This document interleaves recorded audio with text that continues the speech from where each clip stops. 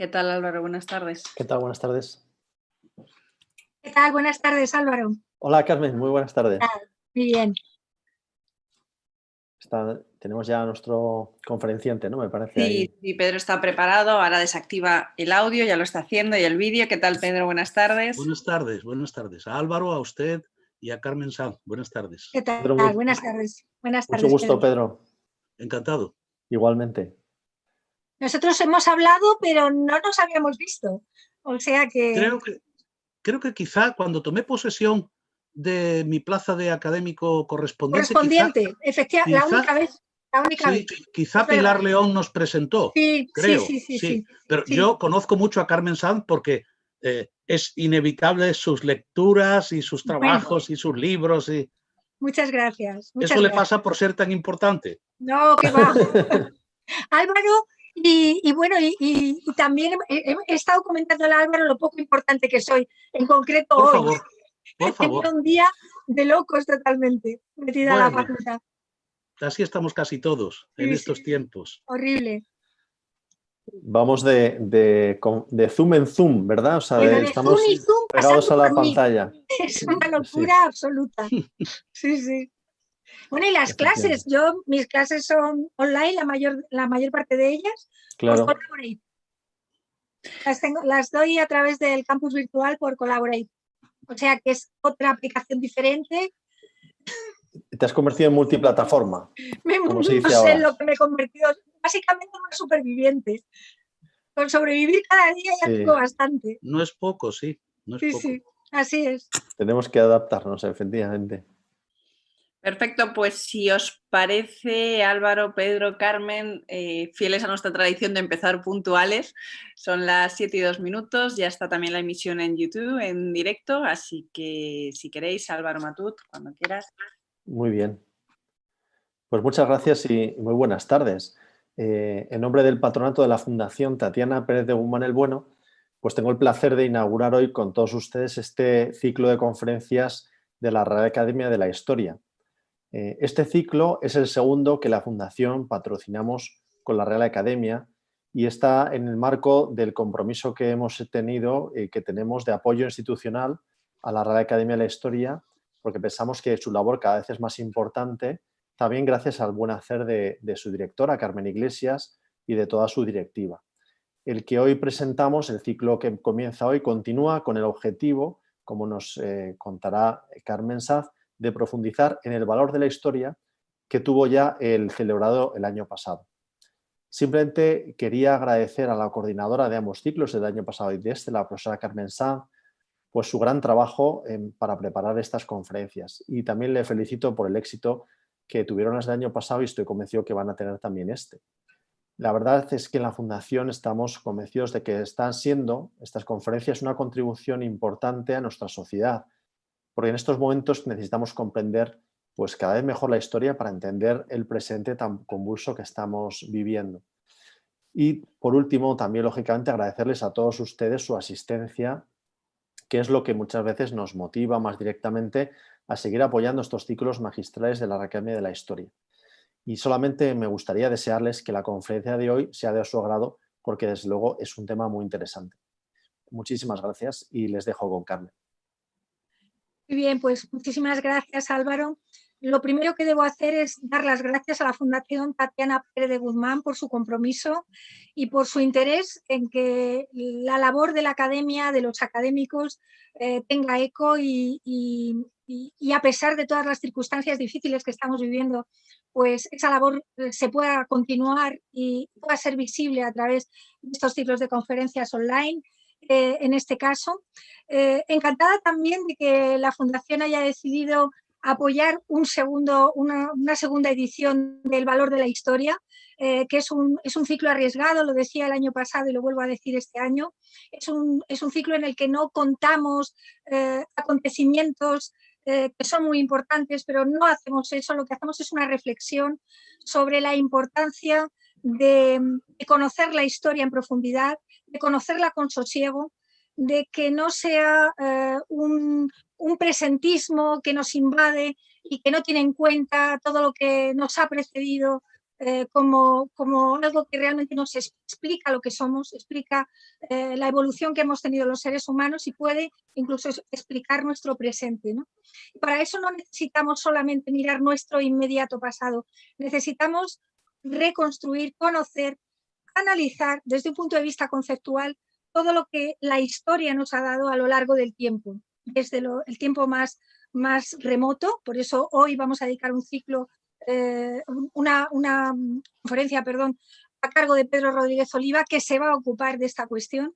Y en este caso, en la segunda parte del ciclo que hemos elaborado para este año, pues complementando lo que hicimos el año pasado, que fue analizar conceptos profundos como el de la reconquista y la evolución de ese concepto a lo largo del tiempo, o, por ejemplo, abordar la dimensión extrapeninsular de la monarquía y hablar de la Italia española, como hicimos para todo el periodo moderno, pues en este caso hemos decidido también abordar conceptos profundos, y junto con el que abordará esta tarde Pedro Rodríguez Oliva, también estudiaremos la España imperial y los imperios que convivieron con ella en ese periodo. Y también, y eso correrá a cargo de mí misma, lo haré yo, hablaremos sobre el concepto de decadencia y cómo evolucionar ese concepto de decadencia a la hora de analizar el cursus de toda la historia de la monarquía. Y en ese sentido, pues no me queda más que presentar a Pedro Rodríguez Oliva ahora mismo. Lo haré, no sé si se ha cortado. No. ¿No? Perfecto. Pues lo haré primero diciendo que es un catedrático de arqueología en la Universidad de Málaga, ya emérito, pero académico de la Real Academia de San Telmo de Málaga y académico correspondiente de la Real de la Historia. O, por supuesto, un gran especialista en arqueología, en epigrafía, en numismática, temas a los que ha dedicado investigaciones diversas y magníficas, sobre los que tiene publicados más de 200 trabajos, de los que solo voy a citar pues 3 por la falta de tiempo, pero él tiene estupendos trabajos sobre las villas romanas de la Bética, sobre Málaga en la antigüedad o sobre los mosaicos romanos de Bobadilla. Ha sido y es miembro correspondiente del Instituto Arqueológico Alemán de Berlín, consejero de número de la sección de estudios campos gibraltareños y, como decía al principio, tenemos la suerte de que sea también académico correspondiente de la Real Academia de la Historia. Así que tiene la palabra. Cuando quiera, pues puede empezar. Pues muchas gracias a la profesora y académica doña Carmen Sanz Ayán, a la que agradezco muy sinceramente su invitación a participar en este anual ciclo de conferencias de historia que deriva, como se ha dicho por parte de don Álvaro al comienzo de su intervención, del convenio de colaboración entre la Real Academia de la Historia y la Fundación Tatiana Pérez de Guzmán el Bueno, que tan amablemente nos acoge ahora, aunque sea de una manera virtual, en su sede para que yo inicie este ciclo de conferencias que van ustedes a seguir a través de prácticamente imágenes, puesto que me ha parecido muy interesante, aunque no sé si habré acertado, que lo que yo deba tratar hoy aquí es más cómo se ha llegado a conocer nuestra historia de la Hispania romana a través de su conexión con los estudios europeos que en el alborear de la Edad Moderna comenzaron fundamentalmente en varios países de Europa, pero fundamentalmente en Italia. Y recordemos la presencia española en Italia y la mucha importancia que esto tuvo. Por eso ustedes van a perdonarme que yo ahora casi me retire un poco, quedará mi pequeña imagen, tal como se suele hacer en estas conferencias de este tipo, y empezaremos a ver si es que es posible que esto ocurra fácilmente. Las imágenes del PowerPoint. con Pedro, el que... ¿Sí? perdone. Sí, vamos a darle primero a la tecla Escape, yo creo, porque Sí, yo ahora la tengo la imagen, no sé si ustedes la ven. no, tenemos compartida una pantalla, pero no es la de la presentación que hemos visto antes. No está compartida. Su función de compartir está en pausa. Entonces, está en pausa. Esto es lo que pasó antes. Sí, Que tenemos que pusimos, cerrar esa pantalla. cerramos esta pantalla. Sí, deje usted, si puede, de compartir a la pantalla y empezamos un momento desde cero como antes. ¿Cómo? Dígame. Sí, Le vamos a doy... dejar de compartir la pantalla. Ah, sí, salgo. Entonces, su función de compartir está en pausa. Deja de compartir. Eso Sí. es, y vamos a hacerlo de nuevo, compartir pantalla. Vamos a ver, A ver compartir si en esta pantalla. ocasión podemos acceder al PowerPoint. Es que el PowerPoint debe estar abierto antes para poder compartir, me parece. Debo abrir Vale. el PowerPoint, debo minimizarlo como está ahora, y ahora es cuando debo, creo, pero nueva función, pues no. Deja de compartir, vamos a ver. Sí, vamos a dejar de compartirlo. Vamos, no pasa nada Problemas técnicos. Problemas técnicos que antes hemos solventado perfectamente y hemos probado, así Desactivar que... audio, detener vídeo, no, Nada, compartir. en compartir pantalla, si quiere deje usted abierto primero el PowerPoint. Sí, vamos a ver, para eso tendría que salir de aquí porque no puedo acceder al PowerPoint, ¿no? No puedo acceder, tenía que haberlo abierto antes. Tengo que salir de aquí. Salir de la reunión no puede ser. No hace falta. Si no, vamos a ver, si no, como yo tengo su PowerPoint, vamos a ver de qué manera. Usted lo tiene. Sí, deme un segundo. Ha salido antes estupendamente, sin problema alguno. Efectivamente, deme un segundo. Sí, de todas maneras, vuelve a intentar con el botón de, si no le importa, con el botón de compartir pantalla y volvemos a intentar a ver si podemos tener acceso ahora al PowerPoint. Compartir pantalla y ahora parece que sí, que estaría aquí. Parece que estaría aquí. Vale, perfectamente. Está compartiendo la pantalla. Lo está compartiendo, lo estamos viendo. Maximiza usted, eso es, perfecto. Puede que sí. Ya y está, ahora es posible. No sé si ya ustedes me ven. Perfectamente, le vemos a usted en pequeño y la presentación en grande. Ah, muy bien. Bueno, pues gracias. Pido disculpas porque ha habido un pequeño problema técnico que estaba solventado antes, pero este mundo virtual tiene estos problemas.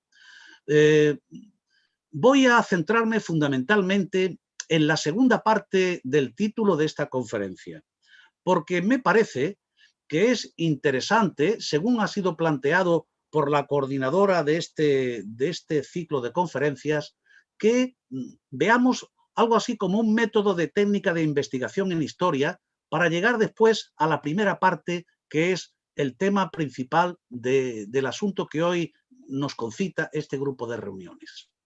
Vamos a irnos a la Italia del Renacimiento, a la Italia del Trecento, del Quattrocento, a esto que se ha llamado en el título de la conferencia la recepción europea de la antigüedad en el mundo moderno. Para ello vamos a pasar por el Museo del Louvre, donde están estas 24 pinturas, perdón, estas 12 pinturas de las 24 que formaron la decoración del Studiolo de Federico de Montefeltro, el conde de Urbino.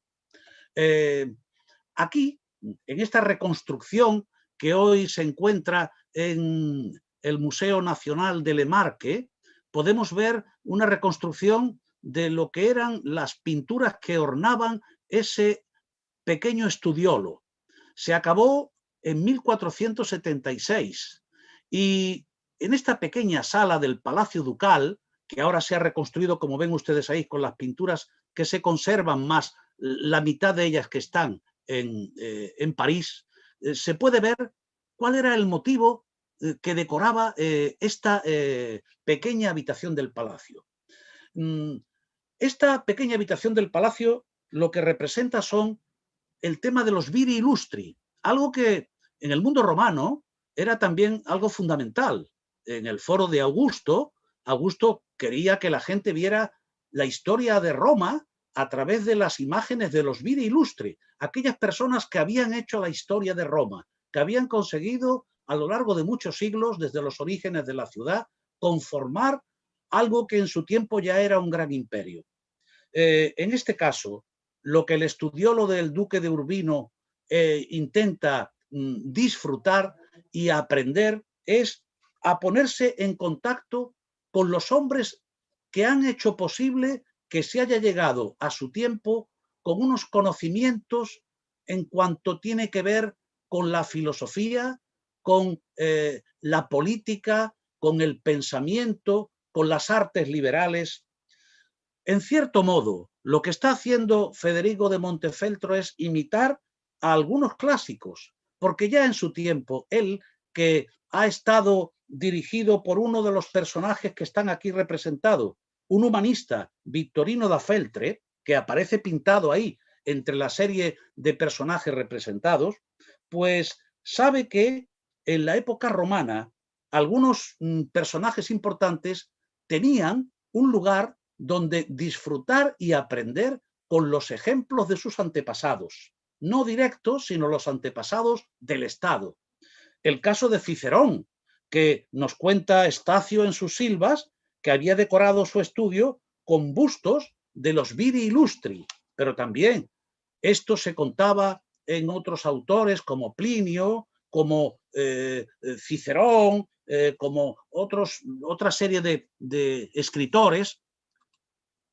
Si hacemos una comparación entre lo que el estudiólogo de Federico de Montefeltro nos ofrece y lo que debían ser esos lugares de meditación, de estudio ante las imágenes de los personajes ilustres, pongo ahí una selección de una reconstrucción de las hermas de filósofos griegos que debían decorar muchos de estos lugares a los que se referían esos autores antiguos. Pues si hacemos la comparación con lo que ahora en el Renacimiento se está haciendo con esta imitación, podemos ver las grandes diferencias.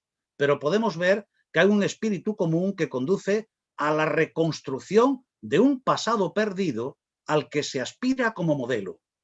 El famoso estudioso del siglo XIX, el suizo Jacob Burckhardt, en su famosísimo libro sobre la cultura del Renacimiento en Italia, insiste una y otra vez en sus desarrolladísimos y completos capítulos, pero en uno muy especialmente, en esta idea de la importancia de la antigüedad para la reconstrucción de los tiempos modernos en Europa, fundamentalmente en estas cortes italianas. Y hay que recordar que lo que se nos ofrece aquí, en este ejemplo que he traído, podríamos haber traído otros, por ejemplo, la Kunst und Bundenkammer del archiduque Fernando II en el castillo de Ambras en Innsbruck, al que luego me voy a referir para otro tema. En este caso del Palazzo Ducale de Urbino, lo que nos encontramos son retratos de hombres famosos del pasado y del presente, que evocan a las artes liberales, las virtudes y a las musas, e ilustran perfectamente los ideales estéticos, intelectuales y morales del humanismo. Esos aspectos estéticos, intelectuales y morales, lo que quieren hacer es hacer coexistir de una manera firme y decidida el conocimiento cristiano y pagano, como en la filosofía sincrética de Petrarca. Hay que recordar que Petrarca, en su De Vita Solitaria, insiste en la necesidad de que el humanista establezca un retiro en su hogar tranquilo y solitario, donde pueda comunicarse con Dios. Estamos en tiempos cristianos. Y cultivar también el diálogo con las musas. Estamos reviviendo el perdido mundo de la antigüedad clásica. Un ejemplo de que en estos tiempos de comienzos del siglo XV, la antigüedad era un modelo sin duda importante, lo encontramos en algunas anécdotas. Me ha parecido como la más conocida, la que ofrezco aquí. Todo el mundo conoce la loba y los gemelos, pero quizá no es muy conocido que la loba se encontraba como en la imagen de la izquierda, desprovista de los niños, y durante siglos estuvo colocada en la archibasílica de San Giovanni del Laterano. Recordemos que San Juan de Letrán era la catedral de Roma, era el Patriarcum, era el palacio papal hasta 1309, en que se produce el cisma de Occidente, la marcha a Aviñón de los papas. Y a la vuelta de aquellos papas, un tiempo después, el año 1471, el Papa Sixto IV donó al pueblo romano la estatua de la loba para que se expusiera en el lugar del gobierno civil de Roma, que era el Capitolio. A fines del siglo XV se reconstruyó el grupo añadiendo los gemelos perdidos en la antigüedad y probablemente el escultor que se los colocó fue Antonio del Pulayolo. Pero observemos lo que esto significa. Significa que la Roma cristiana de los papas ya en el Vaticano quieren que el pueblo romano se sienta orgulloso de sus orígenes en Roma. Hay que decir que esto no es una rareza. Hoy hay una larga discusión científica sobre si la escultura en bronce de la loba es una escultura etrusca, como siempre hemos dicho, o medio itálica, es decir, de fabricación del centro de Italia, o es una obra medieval, como ahora pretenden algunos. Pero lo cierto es que esta representación de la loba y los gemelos, curiosamente, está ya representada en un díptico de marfil de la abadía benedictina de San Flaviano en Rambona, cerca de la ciudad de Macerata, en Las Marcas.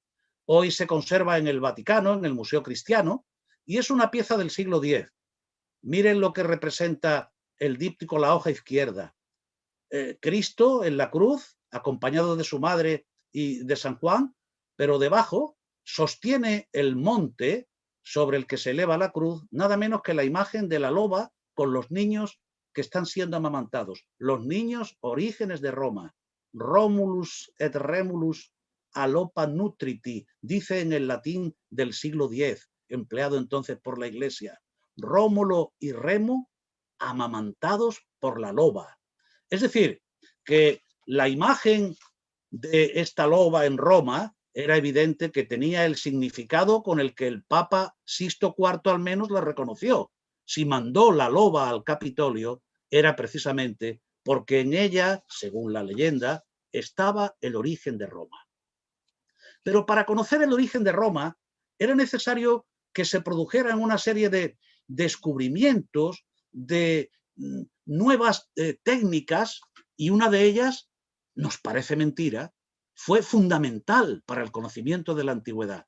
Ya saben ustedes que a mediados del siglo XV, ese señor que aparece ahí, Johann Gutenberg, inventa un nuevo sistema que es el que da origen a la imprenta, los tipos móviles, con los que ya no hay que escribir en los scriptoria medievales para hacer los manuscritos, y ni siquiera hay que hacer esas planchas de madera que le habían precedido, las xilografías, con las que se podía hacer una página, 2 páginas, sino que ahora se podían hacer muchos ejemplares. No voy a entrar en la historia de Gutenberg, pero todos ustedes saben que justo a mediados del siglo XV, Gutenberg ya hace una gran obra, es la famosa Biblia de 42 líneas, que fue su ruina económica, pero que muy pronto dio origen a esa nueva técnica en la que se empezaron a hacer ediciones.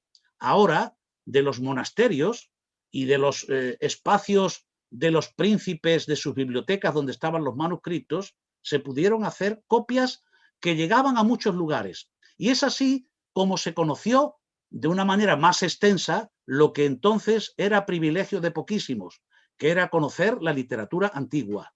Entre los libros que se empezaron a editar estaba la famosa obra de Suetonio, La vida de los 12 Césares. Y claro, en ese espíritu de utilización de la antigüedad que acabamos de ver en Federico de Montefeltro, con que se quiere enseñar a los príncipes cómo la antigüedad es un modelo a seguir, era fundamental que se conociera el comportamiento humano y político de los gobernantes de Roma, que eran un modelo para seguir o para no seguir. Y ahí, en la vida de los 12 Césares de Suetonio, estaba muy bien explicitado el tiempo que había ocurrido desde Julio César hasta el último de los Flavios. Los 12 Césares que llama Suetonio, que en realidad son 11 porque Julio César, como todos sabemos, no se puede considerar uno de los emperadores, pero había sido el antecesor de su sobrino e hijo adoptivo Augusto. Y cuando se empieza a conocer la vida de los 12 Césares, ellos sirven de modelo para esa reconstrucción de la antigüedad. Pero por aquel tiempo, vean, con algunas ediciones, Plinio se edita en Parma en 1476, Pomponio Mela, tan importante para nuestra historia de la Hispania romana, se edita en Milán en 1441, Estrabón, que en su libro tercero de la geografía es básico para que se pueda reconstruir la Hispania romana, se empieza a editar por primera vez en 1471 en Roma, aunque sabemos que la edición no salió hasta unos años después.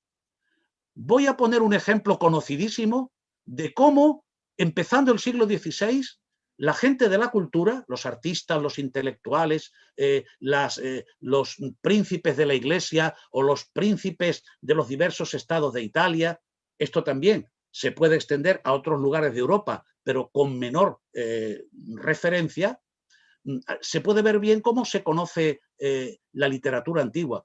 Voy a recordar la anécdota que todos conocen en esa imagen. Es una imagen del descubrimiento del famosísimo grupo del Laoconte, que se produjo el año 1506 en el Esquilino, donde habían estado primero la Domus Aurea de Nerón, las termas de Tito y luego las termas de Trajano. Y entre aquellas ruinas, el propietario de las tierras, un tal Felice de Fredis, curiosamente, cuya tumba se encuentra en Santa María del Aracoeli, en el Capitolio, pues ese Felice de Fredis encontró, mientras se araba su viña, unos fragmentos de escultura que llamaron poderosamente la atención de quienes lo vieron. Tanta fue la fama que tuvo en aquellos descubrimientos que el Papa, era entonces Julio II, mandó al arquitecto Giuliano, perdón, me ha faltado esto, mandó al arquitecto junto con Miguel Ángel para que viera aquello. Y su hijo, tiempo después, comentaba que su padre dijo al ver los restos de las esculturas, el hijo era también de San Galo, el hijo de San Galo, dijo, este es el Laoconte que nombra Plinio. ¿Cómo sabía Giuliano da San Gallo que este era el Laoconte que mencionaba Plinio? ¿Cómo es posible? Pues porque lo había leído en Plinio. Si no, hubiera sido imposible saber que Plinio decía que el Laoconte se encuentra en la casa del emperador Tito. Bueno, la Domus Aurea de Nerón fue utilizada en parte por los Flavios y por eso es posible que denomine a esto la casa del emperador Tito. No en balde, junto a sus ruinas, por encima, estaban las termas de este emperador. Y dice que representa al sacerdote Laoconte, el sacerdote de Troya, en el momento en el que, admirablemente enroscadas en la escultura, salen unas serpientes que devoran a sus hijos y a él para que se pueda cumplir la sentencia de los dioses de que Troya debe ser destruida. La estatua, como saben, fue maravillosamente descrita en su tiempo, sirvió de modelo para todos los artistas del Renacimiento y del Barroco. No hay Cristo español cuya cara no tenga el gesto de dolor del Laoconte, y sabemos que aquella escultura descrita en el libro 36 por Plinio también había sido descrita literariamente, no la estatua, pero sí la escena, por Virgilio en el libro segundo de la Eneida.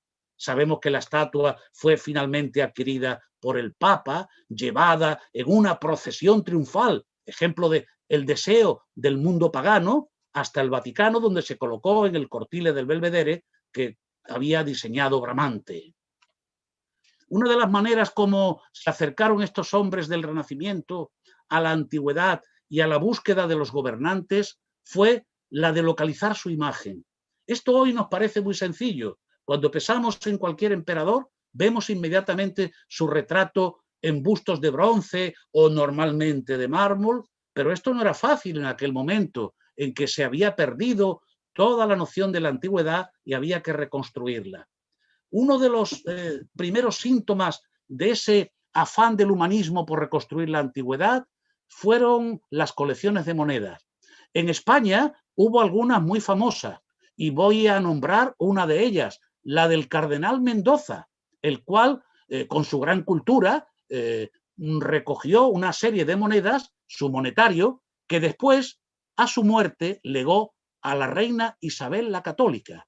De manera que cuando pensamos en Isabel, hay que pensar también en una princesa como estos que hemos visto en Italia, que miran la antigüedad y la disfrutan y aprenden a través del mensaje de las monedas.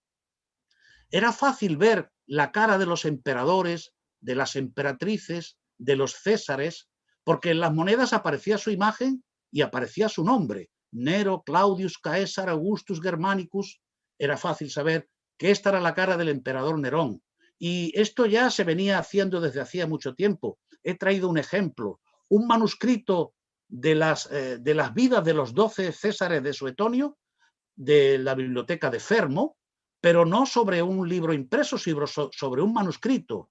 Ahí, en la letra capital que comienza, ven a Nerón tocando la lira. Su imagen claramente es real, se ha sacado de una moneda. Ah, pero esto no es fácil, que una moneda sirva para reconstruir la imagen de una persona, porque si la moneda está de perfil, como suelen estar las monedas, difícilmente se sabe cómo era su cara frontal. Hay un cuadro bellísimo que se atribuye a Memling, hoy se conserva en Amberes, y probablemente este personaje es Bembo, que todos sabemos que fue un importante embajador que estuvo en la corte borgoñona de Carlos el Temerario en Brujas. Estuvo poco tiempo, pero quizá el suficiente para que se le hiciera allí este retrato por parte de Memling. Se ha dicho que debe ser él porque hay dos símbolos en el cuadro, uno es una palmera y otros son las hojas de laurel, que forman parte de su divisa. Y observen qué interesante pose han puesto a probablemente Bernardo Bembo, que puede que sea este personaje el que está aquí, del que sabemos que era un ansioso coleccionista de monedas, naturalmente un humanista de talla, y ahí se presenta llevando una moneda, un sestercio de Nerón, para indicar su gran afición y el ejemplo que esos personajes daban en la antigüedad. Un gran pintor como Memling, evidentemente, utilizó una moneda original, y ahí me permito hacer una reconstrucción de la calidad de la reproducción del cuadro en las manos de Bembo, de una moneda similar a la que coloco en la parte derecha de la imagen. Pero esto no era fácil. Había que lograr las imágenes de los antiguos príncipes romanos viéndolos de frente. Y hay varios ejemplos que nos indican el largo camino que ocurrió para que eso se produjera. Hay un ejemplo muy interesante de un gran pintor del siglo XV, Mantegna, el cual en el Palacio Ducal de Mantua decoró la cámara llamada degli Sposi. Esto está en el Castello de San Giorgio, y esto se hizo con motivo de la elección de Francesco Gonzaga como cardenal. Mantegna colocó en torno al óculo una serie de retratos de emperadores, intentando imitar las imágenes de las monedas, pero lo hizo frontal. Y para ello, naturalmente, tuvo que aguzar su ingenio y pasar del perfil al frente, cosa que debió ser un lento proceso en la reconstrucción del mundo romano, la de las imágenes de los viri illustri y también, naturalmente, de los emperadores, emperatrices y caesares. Y ahí podemos ver la imagen de Julio César, la imagen de Augusto, la de Tiberio, Calígula, Claudio, Nerón, Galba y Otón. No llegó a Vitelio, y ya veremos quizá por qué, y por qué se quedó en este número, quizá porque encajaba en torno al óculo. Pero si miramos, es verdad que en algunos ha conseguido un cierto parecido con lo que hoy sabemos era la cara de alguno de estos emperadores. En otros, evidentemente, la lejanía es extraordinaria. Miren, por ejemplo, Cayo, Calígula, miren Claudio, Galba podría tener un cierto parecido, pero Otón, desde luego, no. Y solo Nerón sí que consiguió el artista darle un aspecto de frontalidad. Al ponerlo de 3/4, a Nerón se le reconocía perfectamente en las monedas. Y es muy curioso. Fíjense que es el único retrato en el que no ha colocado una imagen para decir quién es el emperador. No le hacía falta. A Nerón le reconocía bien. El coleccionismo de monedas llegó a tal punto que se convirtió en un elemento fundamental para la reconstrucción de la historia romana. De ahí que no había suficientes monedas en los hallazgos y hubo que hacer que determinados artistas hicieran copias. Voy a nombrar al más famoso de todos, Giovanni Cavino, de Padua, que vivió entre 1500 y 1570 y que realizó famosísimos sestercios que en realidad no eran una falsificación, sino una imitación del antico. Por este tiempo comienzan a aparecer ya los libros con las imágenes de los Viri Illustri. En 1517 se publicó el famoso libro de Andrea Fulvio, Illustrium Imagines, en el que, tomando de las monedas, como se puede ver, se van colocando una serie de imágenes que van ilustrando con una pequeña cartela, con un resumen de la historia del emperador, lo que son estos modelos de las imágenes de los hombres ilustres del pasado que deben servir de modelo para el presente. Estas imágenes illustrium se multiplicaron tiempo después en sus reproducciones y mejoraron naturalmente cuando la imprenta mejoró y cuando ya las xilografías originales, que debían hacerse en madera y que se gastaban tanto cuando eran impresas sobre el papel, que evidentemente esto dio lugar a una nueva manera de ver la antigüedad. Se puso de moda en este tiempo el tener imágenes de hombres ilustres del pasado y del presente. Solían ser tondos circulares que se colocaban en diversos lugares de los edificios, incluso en sus portadas, en sus patios, e incluso hubo algunos autores que hicieron representaciones de relieves de personajes, entre los que he traído un ejemplo, el famoso autor veneciano Simone Bianco, que trabajó en torno a la primera mitad del siglo XVI. Ahí pueden ver un precioso, no medallón, pero sí relieve, con la imagen de Faustina Mayor. Pero hay un ejemplo de cuánto trabajo costó pasar del perfil al frente, para que la imagen de la antigüedad sirviera a los hombres de aquella época como un modelo. Y hay un bonito ejemplo que tiene que ver con una historia pues casi hispánica, porque me refiero a la tumba, bueno, tumba en la que finalmente no llegó a estar el cuerpo del emperador, se ha convertido por lo tanto en un mausoleo, es la tumba del emperador Maximiliano I de Habsburgo, en Innsbruck, allá en lo alto, en el Tirol, en la Hofkirche, la iglesia preparada en la que el propio Maximiliano había dado instrucciones muy precisas de cómo debía ser el programa. Ahí ven ustedes que rodean la tumba del emperador, pues todos los personajes importantes en los que él se muestra como príncipe de Habsburgo, pero también como emperador del Sacro Imperio Romano Germánico. Y aunque la tumba y su decoración no se llegó a terminar hasta que su nieto colocó las últimas imágenes con las instrucciones que había dejado su abuelo, lo cierto es que lo más interesante para nosotros de esta tumba es que ahí, como emperador del Sacro Imperio Romano Germánico, figuraron también no solo las imágenes de los príncipes de las diversas casas reales que en cierto modo conectaban con el Sacro Imperio Romano Germánico, sino algunas de las familias tan cercanas para nosotros como la esposa de su nieto, de Felipe, y don Felipe de Aragón, el padre de Juana, que están ahí representados.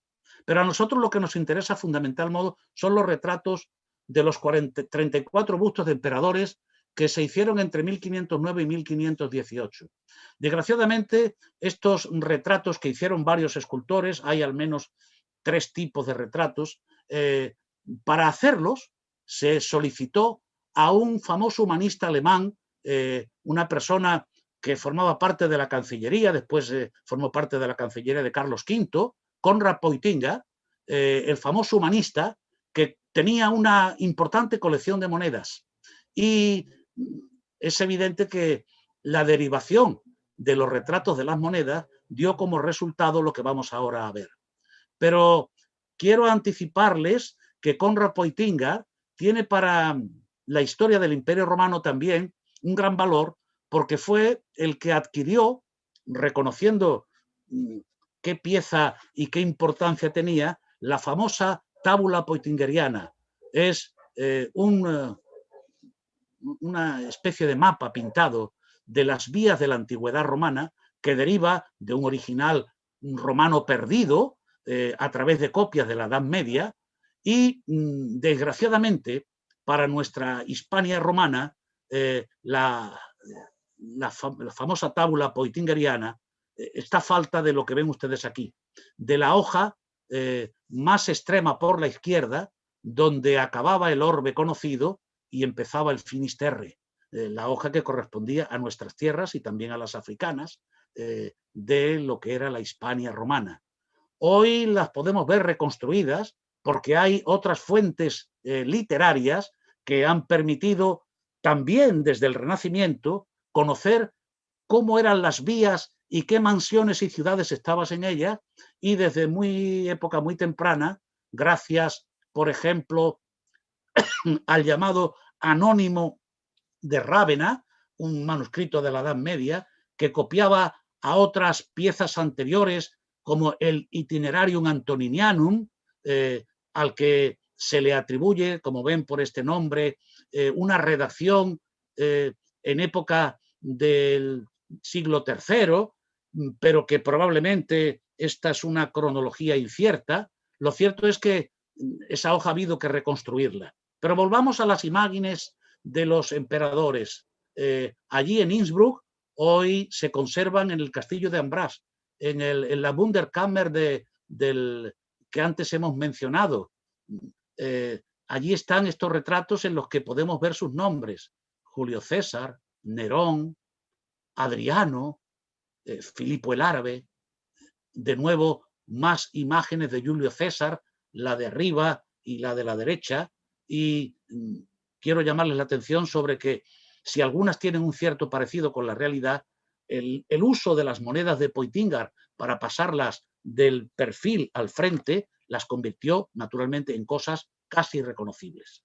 Las imágenes de los 12 Césares se convirtieron casi en una necesidad para cualquier príncipe, y así nos encontramos con que, por ejemplo, en el Hampton Court Palace, que era la residencia del cardenal Thomas Wolsey, el consejero del rey Enrique VIII, hasta su desgracia, cuando perdió el favor real y perdió también pues todo, este cardenal Wolsey hizo traer expresamente desde Italia a Giovanni da Maiano una serie de imágenes en terracota que forman parte de su palacio, en las que a la vista de todos en el exterior está esta gloria de presentarse como un hombre del Renacimiento que sigue los modelos de la vida de los 12 Césares de Suetonio, cuyas ediciones, podemos ver aquí, se multiplicaron de vez en vez. Hay una italiana de Lyon de 1548 y una de las españolas publicada en 1679. Los palacios reales empezaron a tener imágenes, fueran escultóricas de originales de épocas romanos, copias o pinturas. Es el caso del Palacio Ducal de Mantua, con las copias, ahora lo que hay son copias de los cuadros perdidos de Tiziano que representaban a los 12 Césares. Insisto en este tema porque estos cuadros, los originales, fueron vendidos por los príncipes de Mantua al rey de Inglaterra y este a su vez a la corte de España. Estos cuadros, los originales de Tiziano, de los que derivan multitud de grabados de los príncipes de los 12 Césares, se perdieron en el incendio del Alcázar de Madrid. Y hay un ejemplo del interés por la antigüedad de estos personajes del Renacimiento que no me resisto a contar brevemente. Se trata del cardenal Grimani, el veneciano que en Roma, ahí lo vemos en su retrato de Domenico Capriolo o en esta moderna de aquella época, entre 1484 y 1523, que en Venecia, en su Palacio Grimani, en Santa María Formosa, saben que hay dos Palazzo Grimani en Venecia, el más antiguo, el que no está en el Gran Canal, hizo una colección arqueológica muy importante, el que después donó, como se ve en la lápida escrita en latín, que se colocó después de su muerte, a la República Veneciana para que formara parte de lo que todavía hoy es el Museo Arqueológico de Venecia. Entre esas piezas estaba este retrato que había aparecido en Roma y que sirvió porque alguien, leyendo la vida de Vitelio, sabiendo que era un glotón, un hombre de gran peso, muy fornido, imaginó que quien se representaba aquí era Vitelio.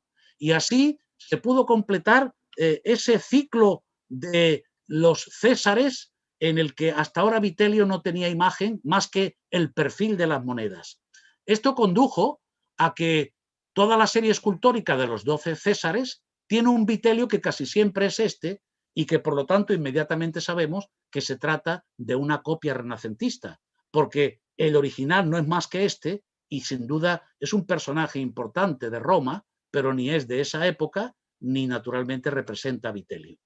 Los escultores de aquel tiempo empezaron a imitar algunos con una gran calidad, por ejemplo Ludovico Lombardo, precisamente ahora están en ese Palazzo Grimani estos dos bustos, el de Vivia Sabina, que representa a la emperatriz como Ceres, o el estupendo de Adriano, que copia perfectamente los tipos. Ya sabemos cómo son las caras frontales de los emperadores, y todavía en los grabados o en los libros que imitan las imágenes de los Viri Illustri de las primeras ediciones, nos encontramos con curiosidades como aquellas en las que Marcantonio Raimondi, a la izquierda, hace un grabado de Vitelio y copia la escultura. Claro, copia naturalmente un busto renacentista. Mientras que Goltzius, Ubrecht Goltz, lo que coloca es una moneda con la verdadera imagen del emperador Vitelio, que es el caso que tenemos ahí. ¿Y esto cómo repercutió en España? ¿Qué pasó en esta España en la que hemos visto al cardenal Mendoza tener una colección de monedas que después hereda Isabel la Católica, que hemos visto a un consejero de Carlos V que se ha hecho nada menos que con el único mapa del Imperio Romano donde se ven las vías, pero donde falta precisamente España? Pues aquí podemos decir que se produce un fenómeno de menor intensidad, evidentemente, que el que se ha producido en Italia, y aquí debemos recordar la importancia que van a tener algunos humanistas. Yo he nombrado uno porque sería algo así como el padre del humanismo, Elio Antonio de Nebrija, el gran latinista que ha estado en Italia, que colabora fervientemente en sus clases de Salamanca, en que el mundo clásico reverdezca, en que la gente conozca el latín, y por eso con Juan de Zúñiga, su protector, ayuda a que se publique el Diccionario Español Latino en 1495. Pero esta también es la época de los viajeros, la época en la que vienen viajeros a España y ven monumentos de la antigüedad, pero sobre todo ven ejemplos de testimonios epigráficos. La epigrafía se va a convertir en el modelo por el que se va a hacer una reconstrucción de la Hispania romana. Bien, es verdad que la literatura también sirve para ello. Las ediciones de algunos autores que he nombrado, Plinio, Mela, Estrabón, y los autores generales en las diversas ediciones que se van haciendo. Así van a surgir personajes importantes, como he seleccionado Ambrosio de Morales. Ambrosio de Morales, el autor de la Crónica General de España, que algunos han denominado con acierto como no solo historiador, sino como arqueólogo, que quiere reconstruir la Hispania antigua a través de sus restos materiales, fundamentalmente de su epigrafía. Se ha visto cómo sus monumentos están bien leídos, bien recolectados, y además es muy interesante que sepamos que Ambrosio de Morales hace también eso que después en la época de la Ilustración será consustancial con la reconstrucción de la antigüedad, en nuestro país también, el viaje. Aquí tenemos el viaje de Ambrosio de Morales por los reinos de León y de Galicia y del Principado de Asturias para recoger, bueno, reliquias de santos, sepulcros, libros manuscritos. Esto es la España de Felipe II y esta es la España en la que surgen cronistas, recordemos los 5 primeros libros de la primera parte de los Anales de la Corona de Aragón de Jerónimo Zurita, en los que está presente la antigüedad con esta manera de interpretación. Bien, es verdad que si hacemos una comparativa entre lo que estos cronistas recogen, la presencia de santos, mártires, historias religiosas, muchas de ellas tremendamente nefastas para la reconstrucción de la España antigua y sobre todo el cristianismo antiguo, porque vendrán los falsos cronicones y ahí se colocarán toda clase de historias que desfigurarán la realidad de nuestra historia de la España romana. Entre los personajes a los que hay que conceder un importante valor están aquellos que siguieron utilizando las fuentes más novedosas, más primigenias, menos susceptibles de interpretación. En este caso me refiero a un personaje tan importante como Antonio Agustín. Recordemos que Antonio Agustín escribe en 1587 su Diálogos de medallas, inscripciones y otras antigüedades. Es el obispo de Tarragona, es una persona interesada por la antigüedad y hay que decir que su contribución a la reconstrucción de la historia de la Hispania romana ha tenido una gran influencia en los autores posteriores. Todavía hoy, tan lejos en el tiempo, Antonio Agustín a veces es necesario manejarlo para hacer diversas reconstrucciones. Y en algunas otras ciudades hispanas hay que nombrar personajes de talla fundamental. En Sevilla, que se ha dicho que era la Roma en estos tiempos del Renacimiento, la Roma de España, ¿cómo no nombrar a la figura de Rodrigo Caro? Aquí le vemos en el retrato de Pacheco, el libro de los grandes personajes pintados por Pacheco. Rodrigo Caro escribió, recuérdenlo, Las antigüedades y el principado de la ilustrísima ciudad de Sevilla y la coreografía de su convento jurídico o antigua cancillería. Una obra excepcional para su tiempo que indica el grado de desarrollo humanístico de la ciudad de Sevilla, entonces el gran emporio por su contacto con América. Y además, a través de esa vía marítima, estas cosas empezaron a llegar a la América que por entonces España estaba no ya descubriendo, pero sí ocupando y difundiendo también la cultura clásica, esta legada por Roma a esos lugares. En este sentido, no me queda más remedio que hacer un pequeño excurso que nos llevaría a hacer una afirmación un poco rotunda, pero ¿no hemos llegado los españoles a Roma, a América, a través de nuestro español, a través de nuestro castellano? ¿Y qué es nuestro castellano, como también la mayor parte de las lenguas que se hablan en la península ibérica, sin una derivación del latín? Los cientos de millones que hoy hablan español son los cientos de millones herederos de esta reconstrucción del mundo antiguo en la que nuestra lengua, la derivada del latín, tuvo evidentemente una influencia extraordinaria. Pero además, los monumentos que reconstruían la España antigua como un orgullo de las ciudades, a veces se expusieron a la vista de la gente, en sitio público, a la manera de cómo en los principales lugares de Italia se hacía esto, con un sentido de la modernidad extraordinario. Hay un ejemplo muy antiguo, que es el de la antigua cárcel y cabildo de Martos, que se erigió entre 1557 y 1577. Ya saben ustedes que Martos es la heredera de la colonia Augusta Gemela, de la ciudad de Tuqui, y precisamente cuando se construye este edificio, que es, dicen los historiadores del arte, el mejor ejemplo del manierismo en la España del Sur, pues se colocaron multitud de monumentos epigráficos que se recogieron con cuidado para que a la vista del público estuvieran colocados en una de las paredes del edificio. Diego de Villalta, en una de las historias de este lugar, cuenta cómo la colocación de estas piedras se hizo de una manera intencional, como todavía se puede ver en el lugar que siguen ocupando.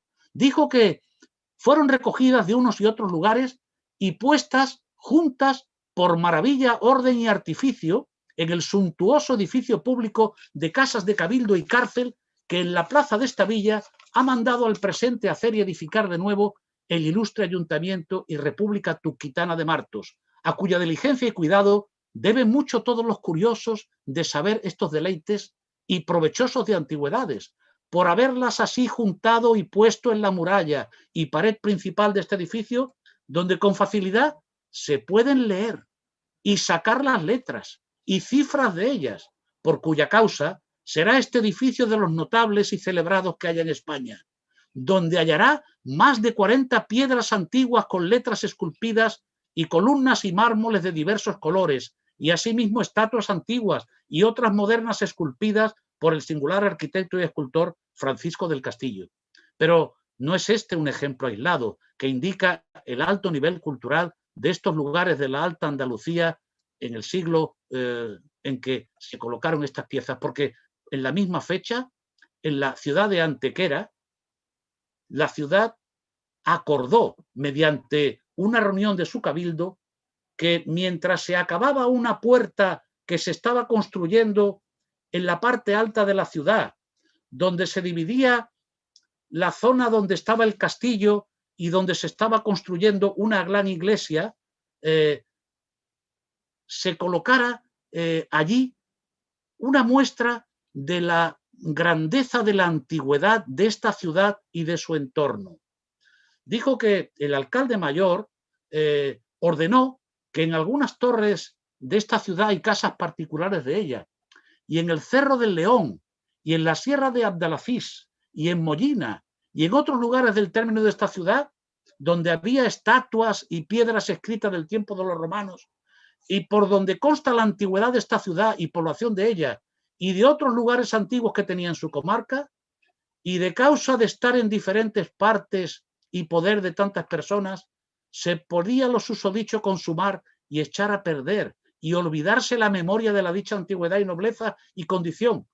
Así se ordenó que fuese recogido y puesto en orden y pasaje y lugar donde pueda verse por todas las personas que a esta ciudad vinieren. Y por cuanto es más público, en la puerta de las dichas plazas por el concurso de gente que en ellas ha ido ordinario.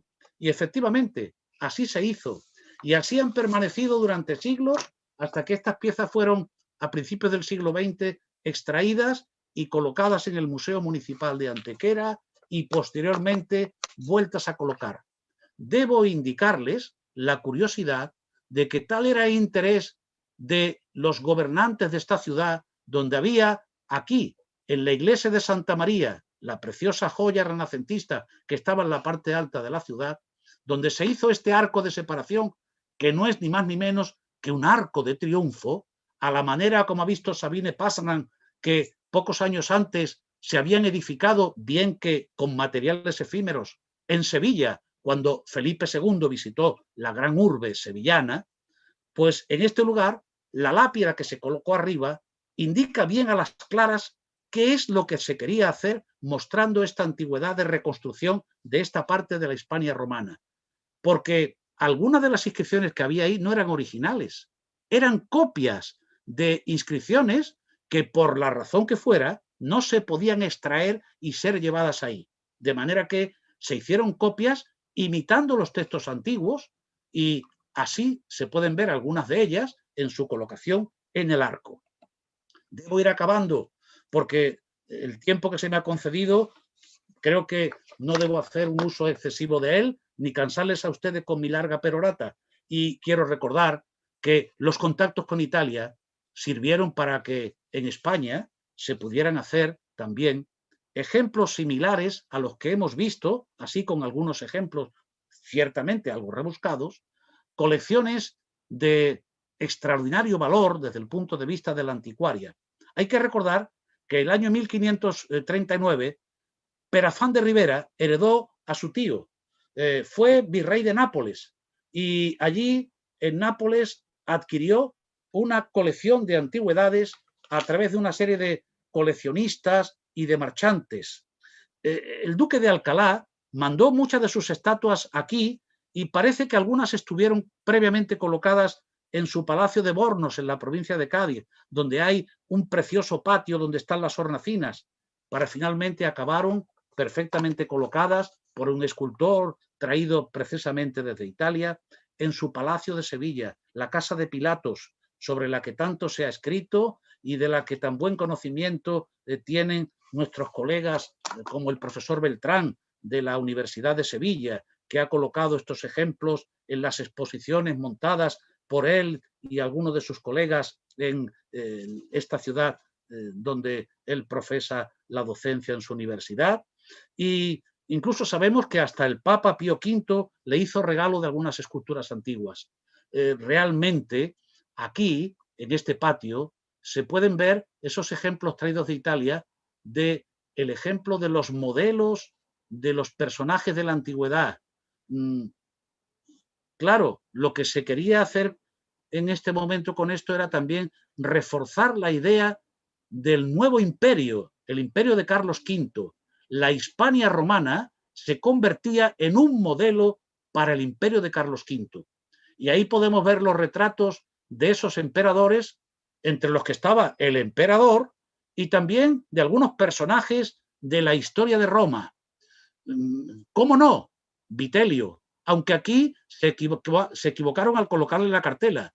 Vitelio, pero claro, el Vitelio que reproducía el Vitelio de la colección Grimani, el pseudo Vitelio, que diríamos hoy de una manera más científica. Probablemente, como ha visto Marcus Strunk, el estudioso de esta colección sevillana, este busto del Vitelio de Sevilla debe ser el que poseyó el humanista Giambattista de la Porta en Nápoles, el cual, como vemos en su famosísimo libro de Humana Fisionomía, aquel en el que comparaba las caras de los humanos, los gestos con los de determinados animales. Por ejemplo, Vitelio, el pseudo Vitelio, se compara aquí con el búho, la manera de mirar. Pues en ese lugar encontramos estos ejemplos de la irradiación del modelo en nuestro territorio. Pero esto no es un caso único, llegó a muchos lugares. Por ejemplo, en la zona de Extremadura nos encontramos con varios ejemplos de un gran interés.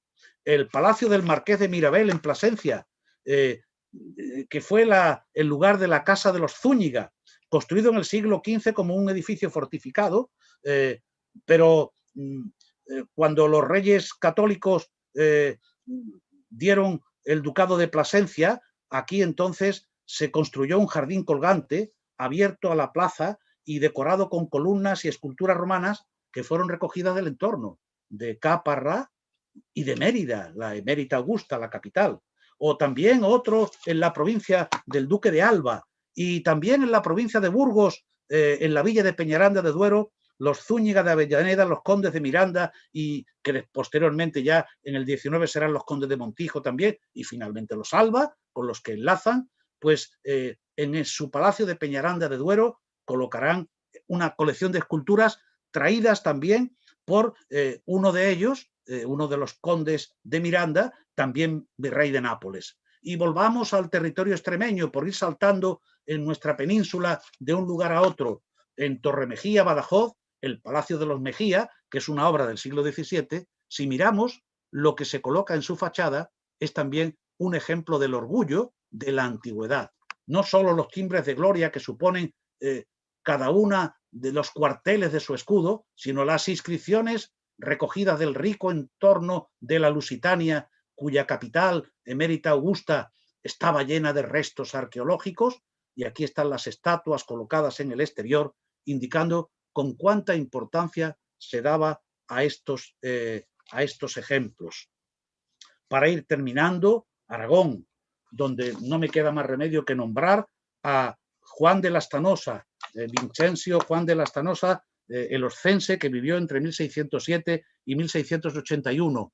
Pues en 1662, en Huérmeda, en lo que sabemos que era la zona donde había estado Bílbilis, la patria de uno de los grandes poetas de nuestra España romana, nos encontramos con un descubrimiento que es este retrato, que hoy sabemos que es Claudio, pero que entonces se interpretó, como dice la base que se le colocó, como Octavio, como Augusto.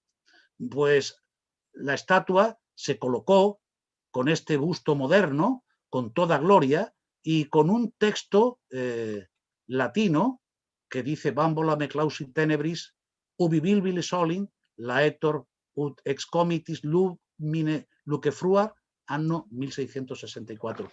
Bambola, en otro tiempo la muy próspera Bilbilis, me encerró en las tinieblas.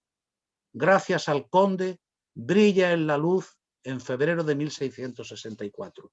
Ejemplos como este nos indican cuánto interés hubo en los humanistas, anticuarios, estudiosos de la Hispania romana por hacer una reconstrucción mediante sus monumentos arqueológicos, epigráficos y numismáticos. Y en el 17 vamos a ver cómo estos elementos estaban ya profundamente arraigados y se podían hacer ensayos como, por ejemplo, las numerosas referencias que encontramos en Bernardo José de Aldrete, el famoso canónigo de la Catedral de Córdoba, humanista, anticuario, lingüista, que murió en Córdoba en 1641. Su libro Del origen y principio de la lengua castellana, donde explica los orígenes de nuestra lengua en el latín y donde va poniendo ejemplos una y otra vez de modelos anticuarios. Y en aquella época, algunos sacerdotes, como el famoso Martín de Roa, que era un jesuita, que estuvo en varias de las casas jesuitas de Andalucía, allá donde iba, escribía un libro sobre la antigüedad y también, cómo no, los santos de aquel lugar. Martín de Roa escribió, cuando estuvo en Córdoba, pues el libro de Córdoba in Hispania Principatu. Cuando estuvo en Málaga, la fundación de Málaga, su antigüedad eclesiástica y seglar, sus santos Ciriaco y Paula, y cuando estuvo en Écija, sus santos, su antigüedad eclesiástica y seglar. Sobrino de este Martín de Roa fue un famoso anticuario, Pedro Díaz de Rivas, que compiló una síloga de inscripciones de Hispania, como tantas otras, que es conocida como el Cataneo. Se ve que el contacto con su tío en su juventud le despertó el interés por estos modelos de la antigüedad. Y clérigos importantes que compartieron su vida entre España e Italia, los hubo también, como la familia de Torres, de origen malagueño, pero que muy pronto se marcharon a Roma, y aquí está su palacio en Pachanabona, y aquí están los dos primeros de Torres, Luis I, Luis II, y algunas de los testimonios de su relación con Málaga. Luis I, después de muerto, fue traído a la Catedral de Málaga, donde sobre un espectacular sepulcro se guardó su cuerpo, y su sobrino, Luis de Torres, que fue obispo de Monreale, parece que su cuerpo no llegó aquí, se quedó en Italia, y lo que sí sabemos es que mandó este cenotafio para que fuera colocado junto al de su tío en la capilla de San Francisco de la Catedral de Málaga. Hoy sabemos, estos restos que hay aquí, que estos Torres fueron también coleccionistas de antigüedades de la Hispania romana, un miliario, ese conocido pie monumental, o esos ladrillos cristianos que le fueron enviados por el marqués de Estepa, un coleccionista ya de un momento algo posterior, que hizo una colección muy famosa y cuya lápida de la colección, que entonces estaba en este lugar cercano a la ciudad de Estepa, cuenta lo que se había hecho recogiendo inscripciones, recogiendo fragmentos de escultura, y dijo, y en la medida que pudo, los libró de la destrucción y cuidó que se colocaran aquí en orden, una vez que se añadieron los nombres de los lugares donde aparecieron.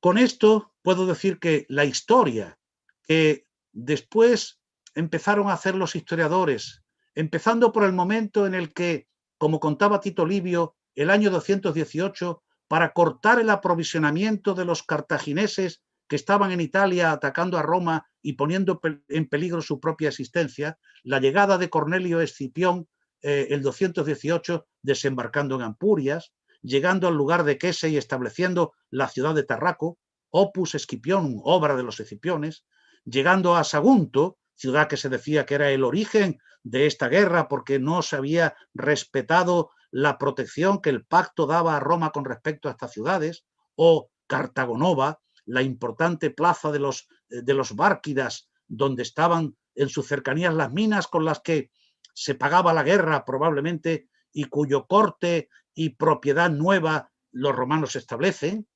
Todo ello lleva a esa Hispania romana que se ha ido reconstruyendo siglo a siglo a base de estas fórmulas que he intentado resumir brevemente en esta, yo diría que ya un poco larga intervención mía, en la que se puede ver cómo unos romanos que llegaron para defenderse de Cartago en el 218, muy pronto, a finales del tercero, estaban ya en la Hispania del Sur, expulsaban a esos cartagineses de Gadir, Gades, la última de las plazas cartaginesas en la península, y el 197 dividían el territorio en dos provincias romanas, la ulterior, la que estaba más lejos, y la quiterior, la que estaba más cerca, en la que ya había multitud de ciudades indígenas, de ciudades de fundación fenicia, incluso las colonias griegas de Emporión y Rode, territorios en los que a lo largo del tiempo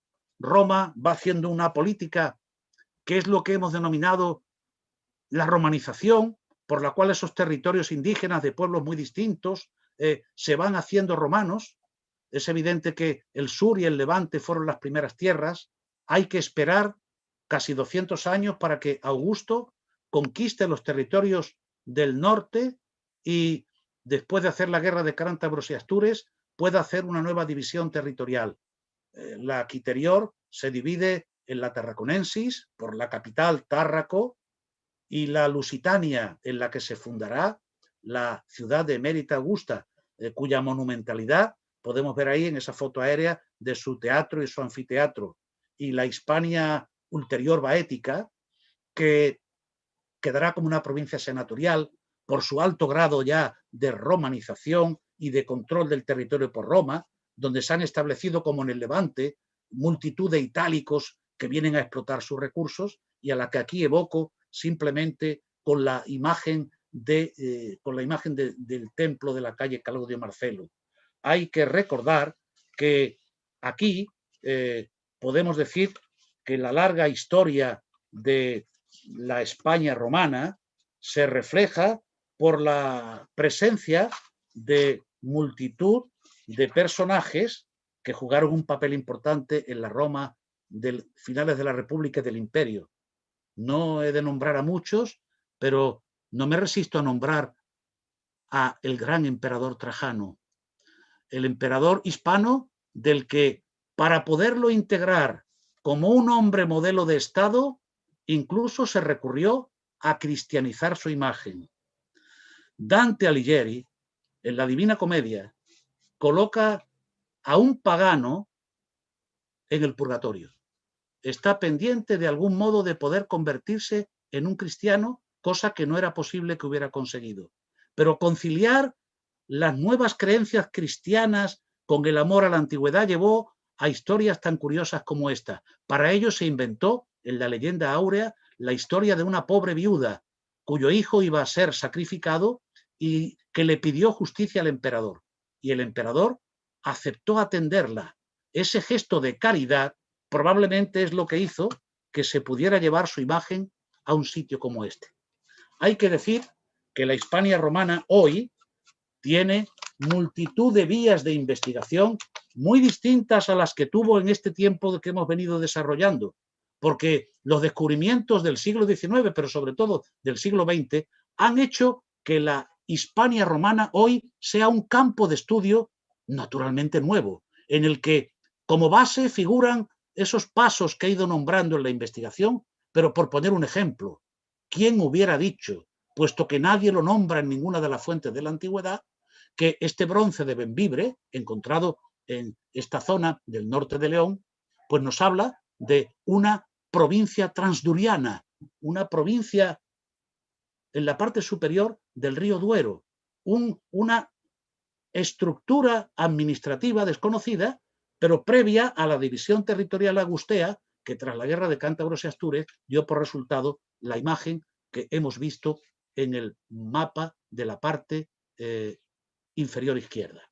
Y con esto creo que, sobrepasando el tiempo que se me ha concedido y solicitando disculpas por ello, pues paso a terminar y a someterme a cuantas preguntas ustedes quieran hacerme. Muchas gracias. Pues muchas gracias, Pedro. Yo simplemente un apunte sobre las preguntas y todas las personas que nos están siguiendo en YouTube, que aprovecho para disculpar porque parece que ha habido un problema con los enlaces de Zoom y son muchos los que nos están siguiendo desde la plataforma de YouTube. Pueden escribir sus preguntas en el chat y yo se las leeré al ponente. Y aquí los que están en la plataforma de YouTube pueden utilizar bien el botón de preguntas y respuestas o también hacerlo en el chat. Si no estoy equivocada, Carmen era la primera que sí que tenía algunas preguntas para el ponente, así que la doy paso. Bueno, muy bien. Muchas gracias, Leticia, y muchas gracias también a Pedro Rodríguez Oliva por su magnífica intervención, que me ha encantado de principio a fin, pero especialmente toda la primera parte en la que ha hablado de la interpretación de la antigüedad a partir de los tiempos modernos, de las vivencias de los hombres renacentistas y también, porque también ha llegado a los barrocos. Y en esa interpretación de la historia de la antigüedad que hacen renacentistas y barrocos, en esa necesidad de construir galerías de viri illustri, de hombres ilustres, en los que aparecen sobre todo emperadores, lo que es fundamental para un diálogo, para un lenguaje de poder, por los que en ese momento ejercen el poder. A mí me surgían varias preguntas, porque es evidente que en el Renacimiento y en el Barroco se maneja el concepto de historia como maestra de la vida, no tiene una utilidad más grande que esa, el que la historia funciona en esa clave. Y mi pregunta va precisamente por ahí, porque cuando se reconstruyen esas galerías de hombres ilustres, me interesa saber qué mueve a los que las reconstruyen, qué les mueve. Me surgen varias posibilidades y quería saber cuál es la que Pedro Rodríguez Oliva piensa que es la más importante o la más fundamentada. Se me ocurre, por un lado, que tiene que ver con la emulación y el estatus. Es decir, somos capaces de hacer esta galería de retratos, las hacemos y además emulamos a algunos de estos personajes. En ese sentido, me llama mucho la atención que incluso los malos ejemplos estén también ahí. Y eso tiene que ver con, seguramente, pero no quiero adelantarme, con la historia como maestra de la vida, para lo bueno y para lo malo. Y creo que es también muy importante, y por eso preguntaba, ¿qué es más importante? ¿Es igual de importante? Yo creo que tiene que ver con la legitimidad. Cuando hablábamos de la necesidad que los hombres de la época de Carlos V, que el propio emperador tiene o de Maximiliano, de su abuelo, de reconstruir la historia del Sacro Imperio Romano Germánico y vincularse con los césares directamente, eso tiene que ver con sentirse el último eslabón de una cadena. Es decir, esto es lo que me da la legitimidad del poder. Y yo quería saber, en ese mundo renacentista y en ese mundo barroco, ¿qué pesa más? Si es la emulación y el estatus o si es la búsqueda de la legitimidad. Esa es la primera pregunta. Bueno, Carmen, responderte a ti, que eres la gran experta en el mundo moderno, me resulta con mi parte como un atrevimiento. Yo diría que por lo que hemos estudiado en estos temas, hay una primera cosa que tiene su importancia, el prestigio. El prestigio. El hecho de que los papas tengan esas colecciones en los museos vaticanos, colecciones que sabemos que algunos papas no las querían porque las consideraban herencia de unos papas que que eran poco cristianos. ¿Qué hacían colocando esas estatuas desnudas, poco cristianas? Había que haber tapado a Miguel Ángel de la Capilla Sixtina, y claro, ¿por qué? Y las hojitas de parra que se le van colocando, pues, pero el prestigio del coleccionista es un factor muy importante. Claro, cada una de estas galerías, sea una Wunderkammer, sea un Studiolo, sea una colección como la maravillosa de Sevilla de la Casa de Pilatos, o las muchas italianas que se hacen en este tiempo, puede tener significado muy distinto. Creo que todos los que has enumerado sirven. La de la Casa de Pilatos, así ideológicamente se ha interpretado como que es una justificación del imperio de Carlos V, es decir, si el emperador está allí presente, si se quiere formar parte de ese imperio, si se quiere que el emperador sea el nieto del que ha sido emperador del Sacro Imperio Romano Germánico y sobrino, entonces es necesario que se enlace con los antepasados de la historia de Roma. Esa lectura es una lectura filosófico-política, no fácil para todo el mundo, pero sí para la gente culta en la que está esa sociedad de la nobleza.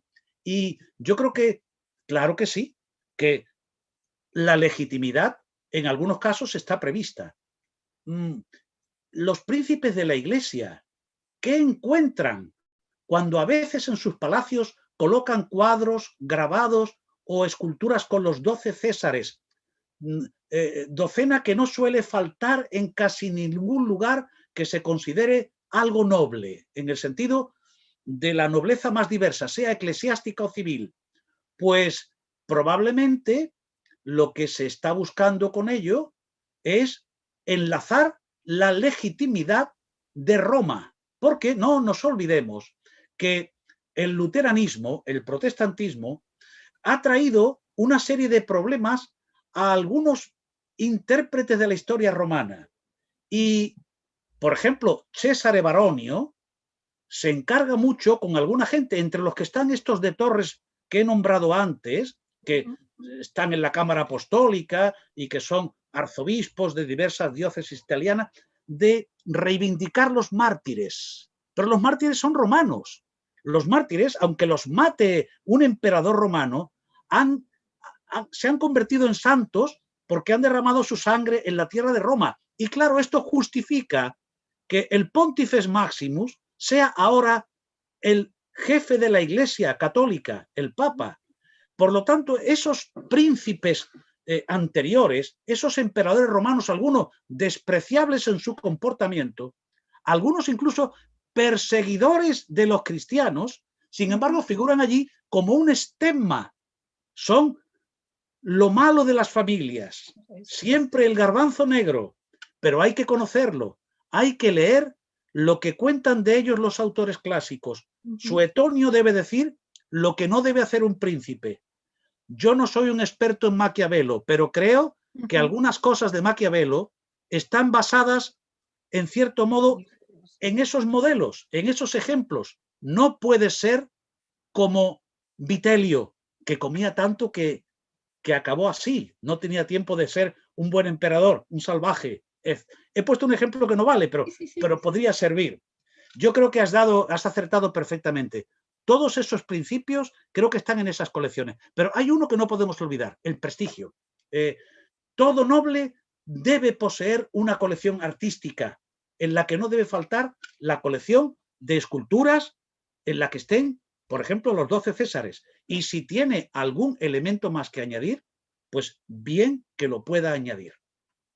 No sé si he respondido a tu pregunta. Sí, bueno, para mí es muy difícil, con tan sabia conocedora de esos tiempos. No, pero tiene que ver con... Es difícil jerarquizar, efectivamente, es difícil pensar qué es lo que mueve a cada uno de los que promocionan e intentan hacer una de estas colecciones. ¿Qué les mueve? ¿Qué hay detrás? ¿La emulación? ¿La búsqueda o el reflejo de la legitimidad? ¿El estatus? Es decir, soy noble, tengo que hacerlo, estoy obligado a hacerlo. Los papas aguantan tener esas, aunque no estén de acuerdo, algunos de ellos, pues Pío V, algunos no están de acuerdo con tener esas colecciones que tapan o guardan en determinados lugares, pero ahí están, es decir, son estatus. Entonces, bueno, la verdad es que esta idea de la antigüedad como generación de nobleza, que un poco también enlaza con esta cuestión de la construcción de muros, donde hay placas epigráficas. Para una ciudad, por ejemplo, para la construcción de su imagen ideal, la construcción ideal de la imagen, buscando en la antigüedad la nobleza. ¿Vale? Así que esa conexión nobleza-antigüedad, nobleza-reconstrucción histórica, es muy interesante para el Renacimiento, para la época moderna, pero también para la época contemporánea. Es decir, si empezamos a buscar qué cosas, qué reconstrucciones, qué imágenes construidas en la actualidad buscan de alguna manera legitimidad en ciertos rasgos de la antigüedad, pues es muy interesante hacer ese juego y ver que ciertas pulsiones son propias, son intemporales, son transversales, ¿no? Y eso es verdaderamente muy interesante, pero no quiero copar las preguntas ni el debate. Seguro que hay preguntas muy interesantes de los que han estado. Para mí es una suerte oírte y aprender, como siempre, de tu gran sabiduría y de tus conocimientos extraordinarios de este mundo, en el que yo no soy más que un atrevido ignorante. Bueno, ¿qué va? Para no repetir los años en que se hicieron las guerras celtibéricas o la conquista del norte con los campamentos, que en principio era más o menos de lo que iba a hablar, pero después me di cuenta de que era mucho mejor, me parece a mí, no repetir cosas que hay que actualizar y que podríamos, bueno, hay ocasión, habrá ocasión, y de dar un poco esto, porque en la introducción que haces de este segundo ciclo, que está publicada en la presentación, pues está muy bien explicitado lo que se pretende con este ciclo, y me pareció que hablar solo de la España romana me alejaba mucho de las interesantes conferencias que vienen ahora. Esas dos que yo estoy deseando poder acceder a ellas, con la suerte de que ya no tengo que poner el PowerPoint y poder seguirlas con mucha mayor atención. Muchas gracias, Carmen. De nada, a ti, Pedro, siempre. Muchas gracias. Leo una de las preguntas que nos han hecho llegar. Dice, ¿en el Renacimiento español se tenía un interés por Roma como civilización avanzada o había un interés por la Hispania romana como precedente de lo que empezaba a ser la idea de España? Pues yo diría que ambas cosas. Ambas cosas. Y la idea de España, algo muy importante, porque ahí estaba algo que realmente no existió en la antigüedad. Cuando hablamos de Hispania romana, no debemos olvidar que España se llama nada menos que España porque los romanos llamaron a una parte de sus territorios con un nombre que tiene mucha discusión filológica. Se dice que procede del fenicio tierra de conejos, Sfán, y de ahí viene el nombre España. Lo cierto es que aunque fuera un nombre indígena semitizado por los colonizadores orientales o fuese un nombre traído por los colonizadores orientales, lo cierto es el nombre que triunfó, como la lengua. Es decir, que España se llama España por Hispania. Bien es verdad que la unidad de España en aquel tiempo era una unidad diferente, porque había provincias, como acabamos de ver, se llamaban Hispania tal, Hispania cual. Por eso se debe hablar de las Españas, si queremos hacer una buena traducción, Hispaniae, a la manera como también se hace en el Renacimiento.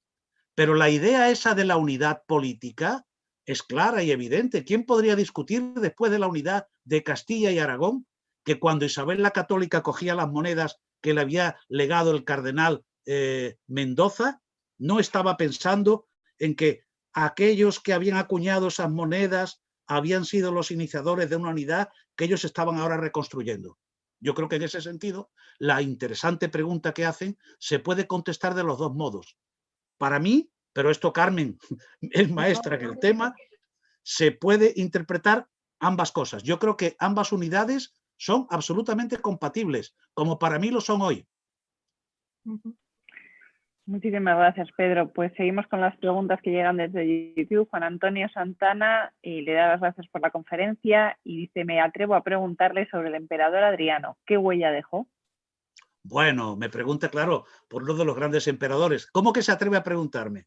Yo le agradezco la pregunta, pero la primera discusión que vamos a tener es, a lo largo de esos siglos que yo he explicado, se discute si Adriano, bueno, se discute, no, se dice que Adriano es español, que ha nacido en Itálica, junto a Sevilla, ese lugar cantado por ese poeta Rodrigo Caro, ese arqueólogo Rodrigo Caro. Era de familia italicense, pero parece que no nació aquí.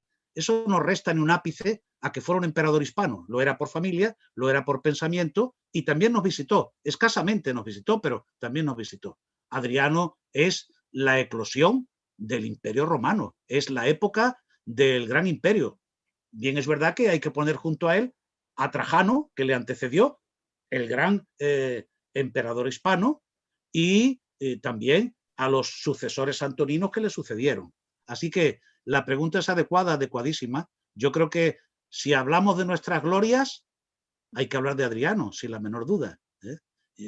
La obra de Adriano fue realmente una obra muy importante y la personalidad de Adriano es de alguien que tiene muy claro lo que es la labor de un político. Esos viajes de Adriano que se han tomado como una especie de paseo, de relax, no son ni más ni menos que la idea política del gobernante que debe visitar sus tierras, que debe conocer sus tierras de primera mano, conocer los problemas y afrontarlos en un difícil mundo como era el Imperio Romano, en el que, si bien es verdad, todos los caminos llegaban a Roma, en la tábula poitingeriana se pueden ver todos los caminos que salían y llegaban a Roma, lo cierto es que las distancias eran muy lejanas con respecto a nuestro mundo contemporáneo. Pues muchas gracias, Pedro. Ahora le preguntan por políticos, por actualidad, y dice Antonio Rubio, dice, ¿les recomendarías a los políticos actuales una lectura y conocimiento de Quintiliano?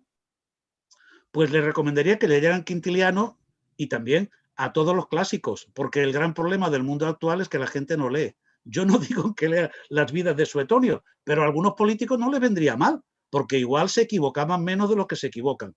Yo creo que la cultura es algo muy importante en la política. No me atrevería, siendo como soy un hombre alejado de la política, no porque no considere que es el gran arte. La política es el gran arte, porque todos dependemos de la política, del mundo democrático. Pero yo creo que sí, que debe leer a Quintiliano, pero debe leer también a Marcial y tener sentido del humor y reírse de las cosas que cuenta ese calagurritano, en las que da ejemplos de literatura, de sagacidad y tantos otros autores que podríamos nombrar aquí, porque son muchos. Y si me aprieta mucho, que lea también a Pomponio Mela, nacido ahí en las orillas del Estrecho. Bien, es verdad que lo que hace es una descripción, o naturalmente leer a Plinio, que es el gran naturalista, y a Estrabón, aunque solo sea la parte de España. A los políticos les vendría muy bien saber estas cosas. Yo no voy a poner ejemplos contra los políticos, que se lo merecerían algunos, pero bien es verdad que he leído no hace mucho que alguien ha recordado con una cierta gracia que a un político del antiguo régimen le dijeron, bueno, menos mal que su pueblo en la antigüedad era Egabrum, así usted puede explicar mejor mediante su desconocimiento del latín que no se le llame de otro modo. Me parece de mal gusto terrible haber hecho esa afirmación, pero también era de mal gusto terrible que un político dijera que fuera latín, que el latín no sirve para nada. Bueno, el latín servirá para poco. Mire, gracias al latín hablamos la misma lengua millones y millones de gente en el mundo, porque nuestra lengua es el latín. Yo estoy hablando latín, como el catalán está hablando latín, como el portugués está hablando latín, y el rumano, y el italiano, y el francés, y el gallego, y tantas otras lenguas que proceden de esa lengua madre que hemos visto que tanto interesó a los humanistas. Elio Antonio de Nebrija se cambió el nombre, Elio Antonio. Sus apellidos eran mucho más corrientes. Sí, sí, pero defendió el mundo clásico como nadie. Y como los políticos no se van a cambiar el nombre, lo que deben hacer, creo yo, es acercarse a la cultura. Me parece algo muy importante.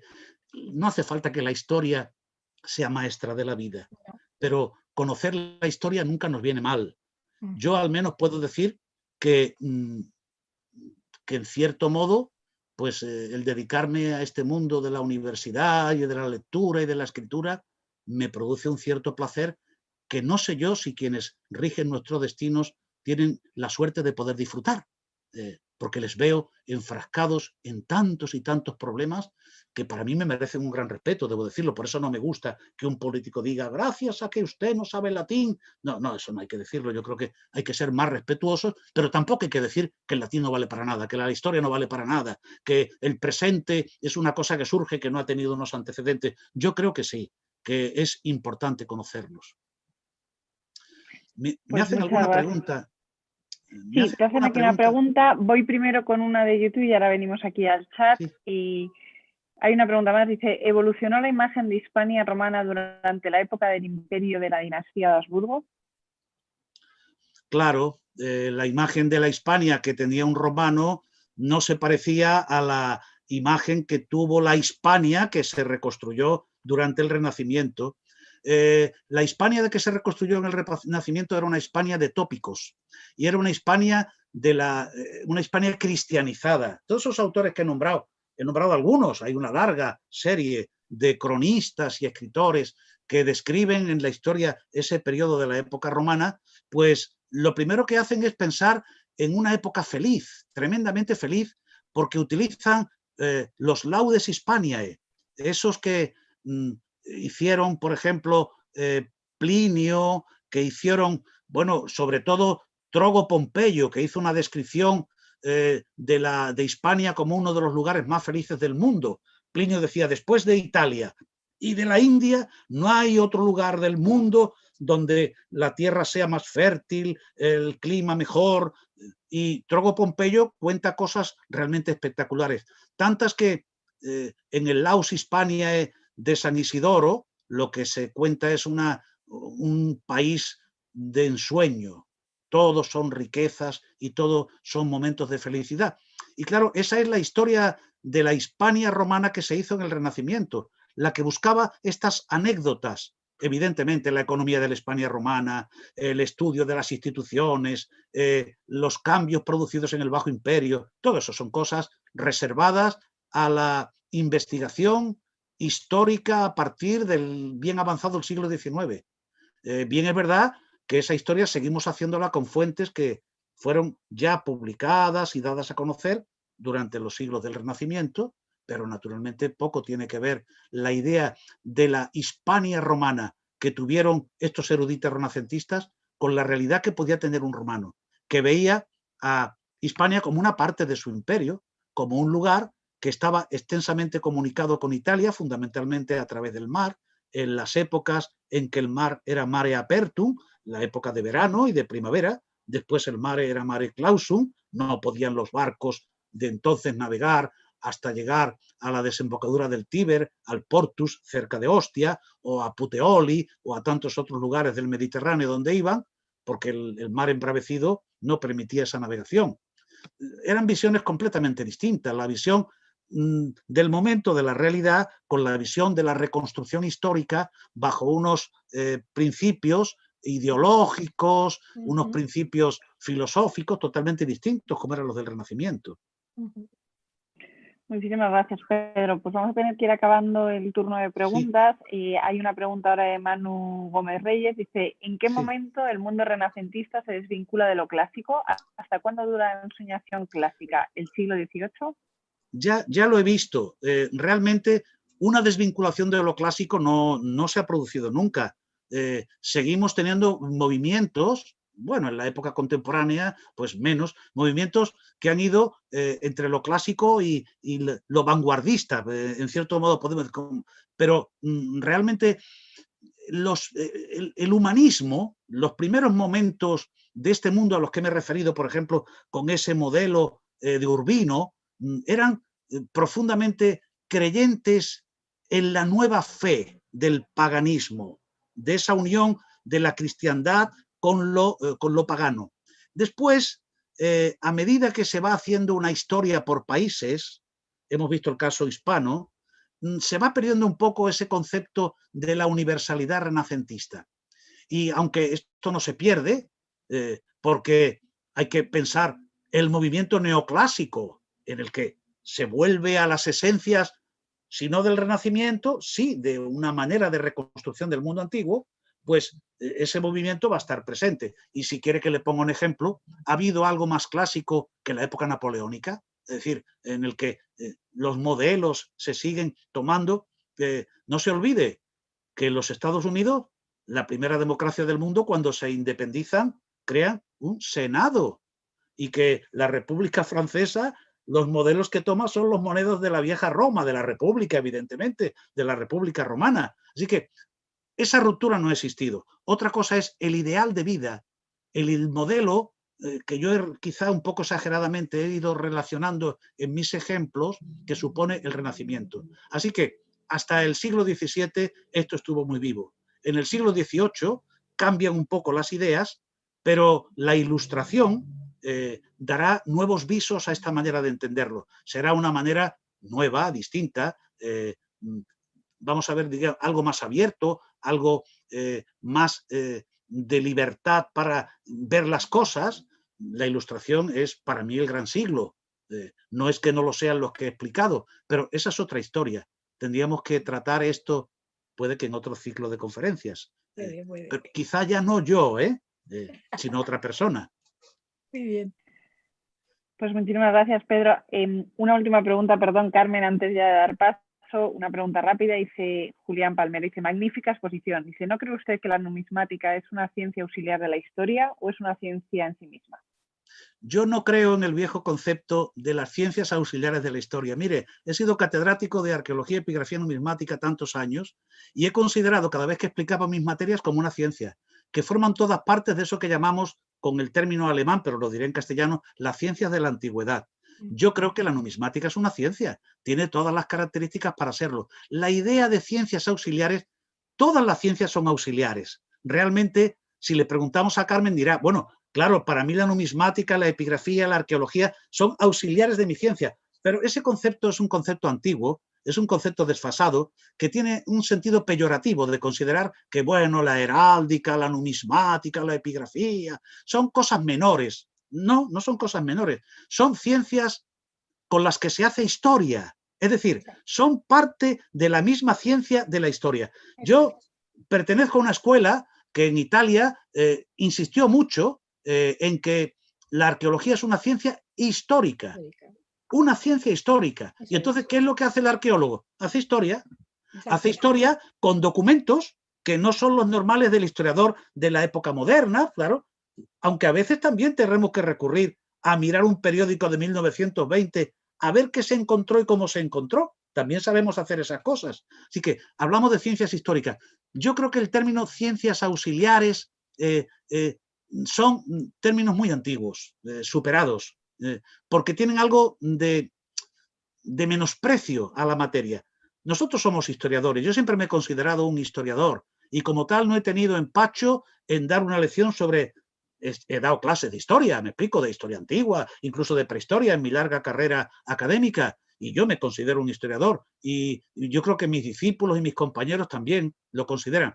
Con esto no quiero decir que no sea más importante para hacer la historia de Felipe II, estudiar, como lo hace la profesora Sanz, las fuentes principales, aunque de vez en cuando hay que ver una moneda de Felipe II para ver y saber el sistema monetario y las crisis de la España de los Austrias a través de las monedas y cosas en las que se hace historia con esos documentos, ¿por qué no? Eso es. Totalmente de acuerdo. Carmen, si te parece, cerramos ya aquí la conferencia. No sé si quieres añadir algo más. Bueno, quiero volver a dar las gracias a la Fundación por ofrecernos este panel magnífico de investigadores y historiadores que nos hablan de sus áreas con pasión y con primor. Así que, de verdad, muchísimas gracias. Solo dar las gracias también a Pedro Rodríguez Oliva por su magnífica intervención. A mí pocas. No, muchas. No, pocas, porque para mí ha sido un verdadero placer acompañaros en esta tarde y que me hayáis aguantado, que no es poca cosa. No, ni mucho menos. Y nada más, solamente decir a los que todavía permanecen conectados que que el día 10 tenemos más, que estaremos hablando de imperios en plural y de conceptos de imperio y de la evolución de esos conceptos. Seguramente nos acordaremos un poco de la conferencia de hoy porque conectará con algunos símbolos que hemos estado ya manejando hoy y que finalmente el día 17 pues estaremos hablando de decadencia, del concepto y de la evolución de la decadencia con respecto a la monarquía hispánica, sobre todo, cómo se puede manejar ese concepto en la actualidad, cómo se ha construido, cómo se ha deconstruido, de manera que vamos a tener, nos quedan todavía 2 sesiones muy, muy interesantes. Pues muchísimas gracias, Carmen, muchísimas gracias, Pedro, y ya aprovecho a todos para darles las buenas tardes, ya casi las buenas noches, y disculparnos de nuevo si ha habido algún error con los enlaces de Zoom, pero parece ser que por YouTube también nos han seguido sin ningún problema. Gracias a todos y muy buenas noches. Gracias a Adiós, vosotros. muy buenas noches. Buenas noches y muchas gracias por todo.